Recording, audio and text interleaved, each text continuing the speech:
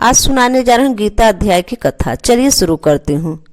श्री लक्ष्मी जी बोली, हे श्री नारायण जी, जब गीता का इतना ज्ञान है तो उसे सुनकर कोई जीव कृतार्थ क्यों नहीं हुआ, सो मुझसे कहो। तब श्री नारायण जी ने कहा, हे लक्ष्मी, गीता के ज्ञान को सुनकर बहुत जीव कृतार्थ हुए हैं, सो तुम सुनो। श्रवण नाम का एक शूद्र वर्ग का एक प्राणी था जो चंडालों का कर्म करता था। वह तेल लवण का व्यापार करता था।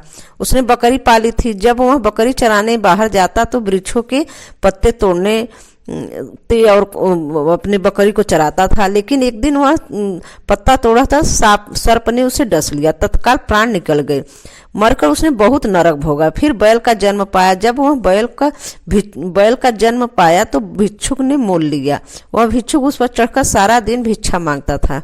जो भिक्षा मांग कर लाता उसे अपने कुटुंब के साथ मिलकर खाता। सारी रात बैल द्वार पर बंधा रहता। उसके खाने पीने का कोई खबर न लेता। कुछ थोड़ा सा भूसा उसके आगे डाल देता। जब दिन चढ़े फिर बैल चढ़कर मांगता फिरता। कई दिन गुजरे तो वह बैल भूख के मारे गिर पड़ा। उसके प्राण छूट गए। नगर के लोग उसके प्राण नहीं छूटे, वह गिर गया। नगर के लोग उसे देखकर कोई तीर्थ का फल दे रहा है, कोई व्रत का फल दे रहा है, कोई उसे बैल का अपने पुण्य का फल दे रहा है। फिर भी उस बैल का प्राण छूट नहीं रहा था।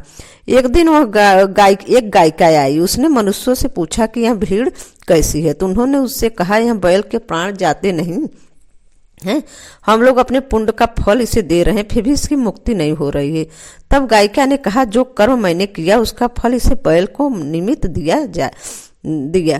इतना कहते ही बैल की मुक्ति हुई। तब वह बैल एक ब्राह्मण के घर जन्म लिया। पिता ने इसका नाम सुशर्मा रखा। वह जब बड़ा हुआ तो पिता ने उसके विद्या में दक्ष किया।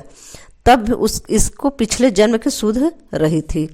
यह हाथी सुंदर हुआ और उसने एक दिन मन में विचार किया कि जिस गायिका ने मुझको बैल की योनि से छुड़ाया उसके दर्शन करूं। विप्र चलता चलता गायिका के घर गया और कहा, तू मुझे पहचानती है? गायिका ने कहा, नहीं, मैं नहीं पहचानती। तू कौन है? मेरा तेरा क्या पहचान? तू विप्र, मैं वेश्या। तब विप्र ने कहा, मैं बैल हूँ जिसको तुमने अपना पुण्य दिया था। तब मैं बैल की योनि से छूटा था।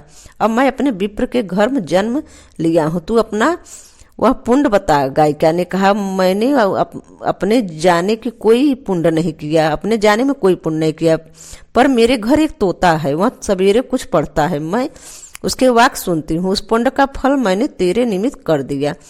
तब विप्र ने तोते से पूछा, तू सवेरे क्या पढ़ता है? तोते ने कहा, मैं पिछले जन्म में विप्र का पुत्र था।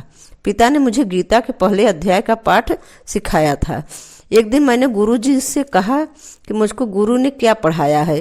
तब गुरुजी ने मुझे श्राप दिया कि तू तोता हो जा। तब मैं तोता हुआ। एक दिन बहेलिया मुझे पकड़ कर ले गया। एक विप्र ने मुझे मोल लिया। वह विप्र अपने पुत्र को गीता का पाठ सिखाता था।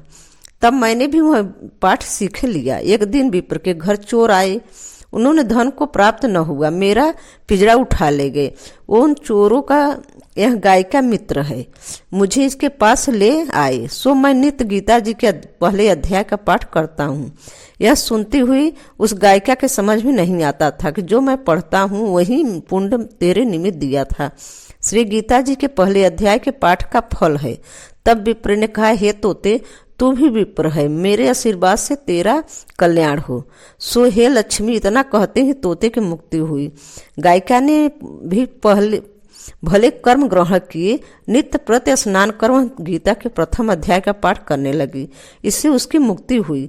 श्री नारायण जी ने कहा, हे लक्ष्मी, जो कोई अर्थ न जानकर भी गीता का पाठ करे या श्रवण करे तो उसकी भी मुक्ति मिलेगी।